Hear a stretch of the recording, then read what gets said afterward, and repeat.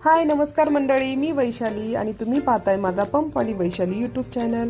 आजचा दिवस ना थोडा वेगळाच ठरला। थांबा का ते सांगते। झालं असं की माझा पंप होता ड्राय, म्हणजेच पेट्रोल स्टॉक होता शून्य। इकडे बसला होता वसीम आणि इकडे बसला होता आमचा अजीम। कस्टमर्स येत होते आणि आम्ही त्यांना सांगत होतो की स्टॉक नाहीये, तर काही लोक समजून घेत होते आणि काही लोक खूप चिडत होते। टँकर यायला थोडा उशीर झाला होता, पण असं ड्राय नाही व्हावा पंप, म्हणून आम्ही नेहमी प्रयत्न करू।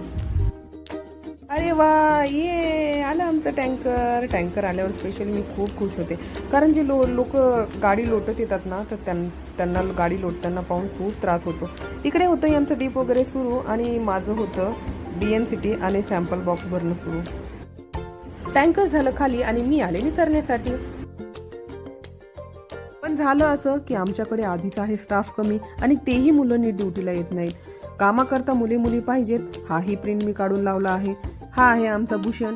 पण भूषण पोरं नसले ना तर खूप त्रास देतो। नेहमी वॉशरूमला जातो, नाही तर पाणी पित राहतो।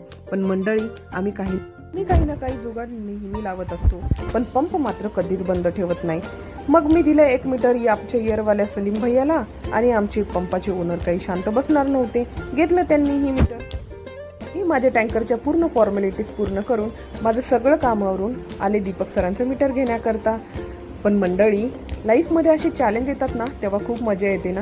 तेवढ्याच झालं पावसाचं वातावरण सुरू, पण पाऊस मात्र पडलाच नाही। असंच चालू होते आमचे कस्टमर्स आणि असेच चालू होता आमचा सेल। तर कसा वाटला आजचा ब्लॉग? तुमच्याकडे कामाकरता मुले असतील तर आमच्या संभाजीनगरच्या उल्कानगरीच्या पेट्रोल पंपवर नक्की पाठवा बरं का। आणि हो, असेच रिअल व्हिडिओ पाहण्यासाठी माझ्या चॅनलला लाईक करा, सबस्क्राईब करा आणि शेअर करायला विसरू नका। तर पुन्हा भेटूया, बाय।